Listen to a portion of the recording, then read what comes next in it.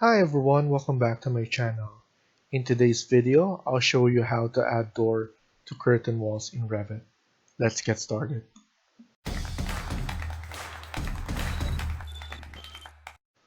So I opened up this project, and as you can see, we have a curtain wall in front, and we also have a door under that curtain wall. And this door is different from the door that we can select under the door tab. It's because if you try to add this one into the curtain wall, it won't happen. So in order to add a door to your curtain wall, you will need to do a couple of steps, and I'll show it to you on a new project. So here I'm just gonna select the wall, and let's add a curtain wall storefront. I'm just gonna change this to level 2, and then let's see it from the south elevation. Next thing we need to do is we need to insert or load the curtain wall door that we're gonna use. So you need to insert and then load family, and then now let's add this door, double storefront, and then click open. So it doesn't look like that there's something happened, but it was loaded into the system.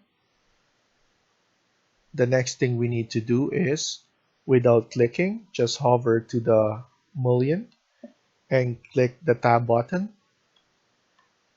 And then once it's highlighted, left click on your mouse to select this, and then you will need to unpin this, because if you don't unpin this, this will still be grayed out. So unpin this first. Once you unpin this, you can now select the door that we loaded. As you can see, it got loaded, and for some reason the size is not correct. You can edit that by selecting the grid lines.